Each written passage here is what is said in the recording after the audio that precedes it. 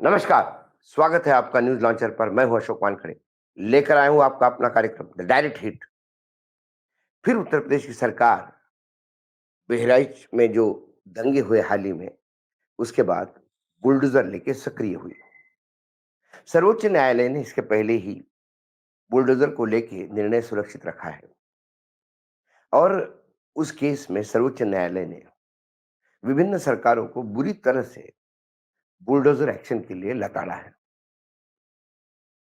और हमारे यहाँ एक अक्सर देखा गया कि जब भी कोई दंगे होते हैं या कोई क्रिमिनल कोई एक्ट करता है, तो उसके बाद एकाएक वहाँ का नगर निगम या वहाँ की जो भी लोकल अथॉरिटी होती है, वो एक्टिव हो जाती है और उन्हें समझ में आता है कि इतने सालों से जो घर था, दुकान थी या जो भी कोई प्रॉपर्टी थी, वो अवैध है और फिर उसको तुरंत गिराया जाता है और फिर लोग इसको महिमामंडित करते हैं। योगी आदित्यनाथ जी को तो, जो मुख्यमंत्री हैं उत्तर प्रदेश के, उनको तो बुलडोज़र बाबा के नाम से फ़ेमस किया गया और देखा-देखी राजस्थान से लेके मध्य प्रदेश में भी बुलडोज़र का उपयोग होने लगा। बुलडोज़र माने तत्काल लोगों की अ, जो क्रोध है उनको शांति देने का एक ज़रिया इन्होंने ढूँढ लिया। लेकिन क्या सरकार न्यायपालिका हो गई है? क्योंकि भले ही आप कहो कि वो बुलडोज़र इसलिए चलाया गया है कि वो गैर कानूनी घर था या गैर कानूनी प्रॉपर्टी थी, अतिक्रमण करके बनाई गई थी। जो मंजिला ज़्यादा बनाई गई वो बिना परमिशन की थी या जिसके लिए जो परमिशन दी थी उसके बगैर की थी। लेकिन उसमें भी कोर्ट का प्राविधान है, उसमें भी न्यायपालिका में आवेदक जा सकता है। लेकिन जब समय ही नहीं देंगे, तो उसके बाद जब ये बात सामने आई, तो सरकारों ने हाथ ऊँचा कर दिया और बोल दिया कि उस गुन्हे से या उस गुनाह या कुछ दंगे या जो भी क्रिमिनल एक्टिविटी थी, उससे इसका कोई लेना-देना नहीं। लेकिन सरकार भले ही कहे, लेकिन ये ऑब्वियसली दिख रहा था। अब बहराइच में जो हाल ही में कांड हुआ, इसके बाद बहराइच में 23 लोगों के घर को, दुकानों को पे नोटिस चिपकाया गया पीडब्ल्यूडी विभाग की तरफ से और उनको बोला गया कि आपका घर गिराया जाएगा, 3 दिन का समय है कि आप खुद अपना सामान निकाल कर अपना घर या जो भी गैर कानूनी है, वो आप तोड़ दीजिए।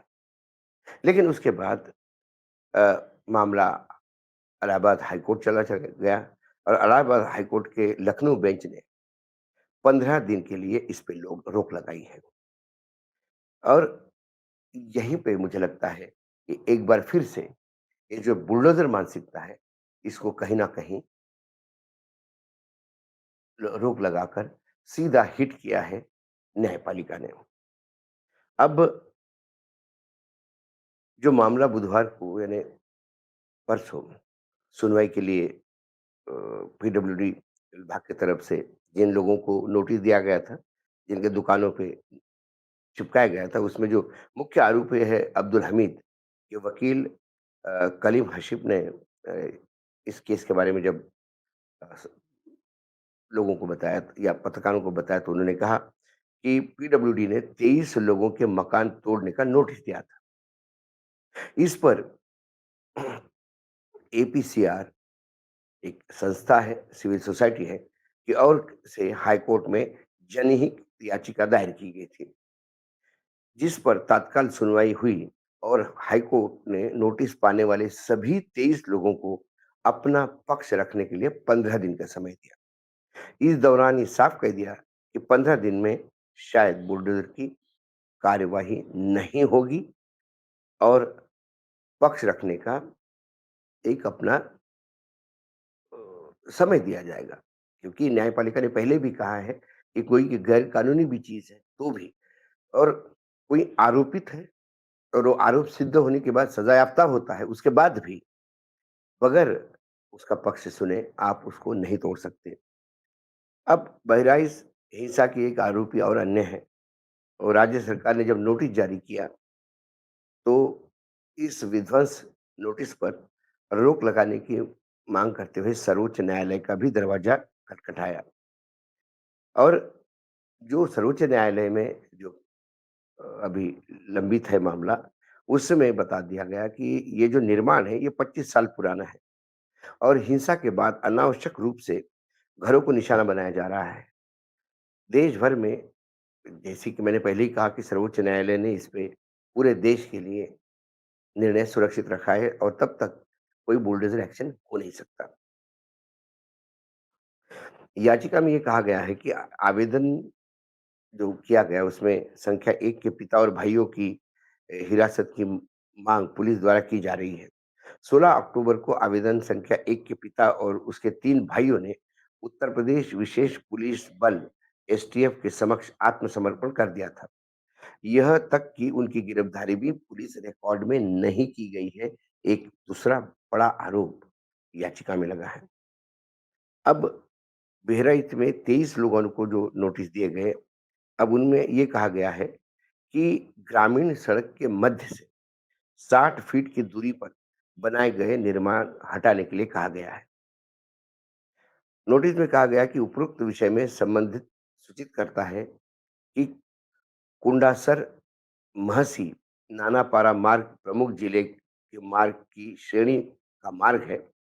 विभागीय मानक के अनुसार प्रमुख जिला मार्ग पर रूरल एरिया में मार्गों के मध्य बिंदु 60 फुट की दूरी के अंदर बिना विभागीय अनुमति के कोई भी निर्माण कराया जाना अवैध निर्माण की श्रेणी में आता है। आपको सूचित किया जाता है कि इस नोटिस के माध्यम से यदि आपने यह निर्माण जिलाधिकारी महोदय बहराइच या पूर्व विभागीय अनुमति से किया गया तो उसकी मूल कापी प्रति तात्काल उपलब्ध कराएं। उक्त अवैध निर्माण 3 दिन के अंदर स्वयं हटा ले, अन्यथा की दिशा में अवैध निर्माण पुलिस व प्रशासन के सहयोग से हटवाने की कार्रवाई की जाएगी। कार्रवाई में किए गए व्यय को राजस्व के माध्यम से आपसे वसूला भी जाएगा। अब तेरा यदि बहराइच का मामला हम देखें, तो इसके बारे में कई रिपोर्ट्स आई हैं और कई लगातार न्यूज़ लॉन्चर पे भी आप सुन रहे हैं। 13-14 अक्टूबर को अ, विसर्जन के दौरान यहाँ हिंसा अ, शुरू हुई और पुलिस ने 5 आरोपी अब्दुल हमीद रिंकू उर्फ सरफराज अ, उसके बाद फ़हीम, तामील व अफ़ज़ल को अरेस्ट करके सीजेएम प्रतिभा चौधरी के आवास पे पेश भी किया और उनको न्यायिक अभिरक्षा में जेल भेज दिया 14 दिनों के लिए रिमांड लेकर। अब 5वें दिन जब शहर में शांति लौट आई, नमाज़ भी हुए और जब सब कुछ शांत था, तब ये बुलडोज़र का नोटिस आया। कुल मिलाकर ये जो एक पॉपुलरिस्टिक मेजर है और ये समझ में नहीं आता कि पूरे उत्तर प्रदेश में सरकार एक बार ग्रामीण क्षेत्र में ये बात क्यों नहीं करती कि जो मानक है उनके कि ग्रामीण क्षेत्र में जो जिला सड़क है, उसके मध्य से 60 फीट तक जो भी निर्माण होगा, पूरे उत्तर प्रदेश में एक बार सभी जगह ये ऐलान करें कि 60 फीट की दूरी पे जो भी है, चाहे हिंदू हो, मुसलमान हो, मंदिर हो, मस्जिद हो, यदि वो बिना परमिशन के हैं, तो उसे तोड़ना चाहिए।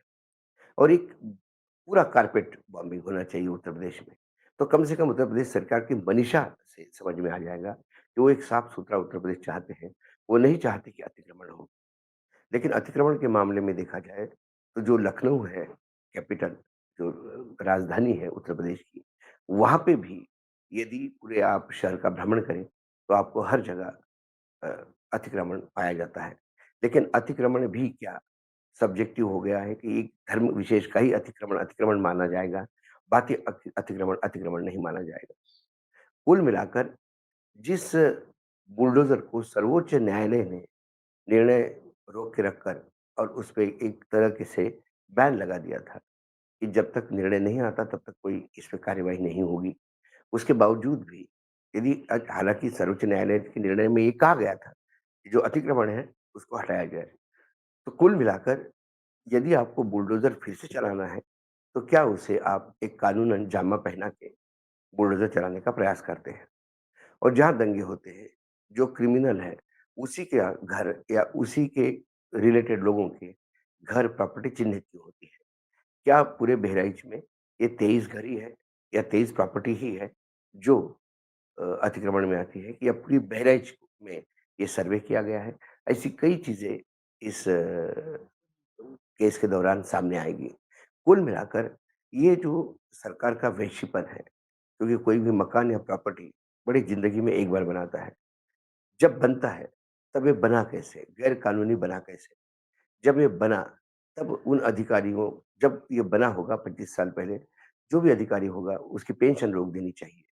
क्योंकि अतिक्रमण होना, ये भी जो हम देखते हैं या लगातार समाज में जो सुनते हैं, उसमें एक बात तो तय है कि कोई अतिक्रमण भी करता है या गैर कानूनी काम भी करता है, तो उसे कहीं न कहीं प्रशासन को उसने पैसे दिए होते हैं, रिश्वत दी होती है या प्रशासन ये होने कैसा देता, ये सबसे बड़ी बात है। होने के बाद 25 साल के तक वो बना रहता है, यदि वो कहते हैं कि 25 साल से है और ये साबित होता है, तो फिर 25 साल तक सरकार चुप क्यों बैठी? और ऐन समय पे बहराइच में दंगों के बाद ही ये बात क्यों आई? उत्तर प्रदेश के बाकी शहरों में, बाकी जिलों में क्या स्थिति है? क्या इस पे भी कोई सरकार लाइट डालेगी? कुल मिलाकर ये जो सरकार बार-बार बुलडोज़र चलाने का प्रयास करती है और बुलडोज़र लाने का प्रयास करती है, क्योंकि बहराइच के दंगे हुए हैं, उसके बाद अब 10 विधानसभा के उपचुनाव हैं। क्या उस उपचुनाव में ये मैसेज देने का प्रयास कर रही है कि हम एक धर्म विशेष की चूड़ी कसने का प्रयास कर रहे हैं? तो कुल मिलाकर ये सारा मामला कहीं न कहीं राजनीति प्रेरित लगता है। हाई कोर्ट ने तो इस पे स्टे दे दिया, लेकिन सर्वोच्च न्यायालय का निर्णय भी मायना रखेगा जब वो आएगा। आज कुल मिलाकर जनता के लिए इतना रिलीफ है और सरकार के लिए एक बार फिर वार्निंग है। यदि आप मनमानी तरीके से कार्यपालिका, विधायिका के साथ न्यायपालिका का भी रोल अदा करना चाहते हैं, तो फिर न्यायपालिका आपको लताड़ेगी। ये सीधा हिट था योगी आदित्यनाथ की सरकार की उस मानसिकता पे, जहाँ दंगे होने पर ही जैसे अब हिंदी फ़िल्मों में सब कुछ होने के बाद पुलिस आती है, वैसा सब कुछ होने के बाद, दंगे होने के बाद, सब कुछ या कोई बड़ा क्राइम होने के बाद ही पीडब्ल्यूडी को नींद खुलती है कि ओहो! ये जो इस कांड में जो लोग लिप्त हैं, उन्होंने गैर कानूनी भी अपना प्रॉपर्टी बनाई या घर बनाया या शॉप दुकान बनाई। ये कहीं न कहीं इस पे अ, फुल स्टॉप लगाने की ज़रूरत है और मुझे लगता है कि इलाहाबाद हाई कोर्ट के लखनऊ बेंच में ये काम बाखूबी किया। देखते हैं 15 दिन बाद उस नोटिस का जवाब क्या आता है। उसके बाद बहस ये भी होगी कि इतने सालों से ये गैर कानूनी बना कैसे रहा? यदि उन्होंने उसका प्रॉपर्टी टैक्स दिया, तो गैर कानूनी चीज़ों पर प्रॉपर्टी टैक्स कैसे सरकार लेती है? यदि प्रॉपर्टी टैक्स लेना वैधता है, तो फिर ये अवैध कैसे? और यदि अवैध है, तो फिर अवैध पे प्रॉपर्टी टैक्स कैसा? ऐसे कई सब प्रश्नों के जवाब अब सामने आएँगे। आज डायरेक्ट हित में इतना ही। कल फिर आता हूँ किसी विषय के साथ। तब तक के लिए नमस्कार। देखते रहिएगा न्यूज़ लॉन्चर।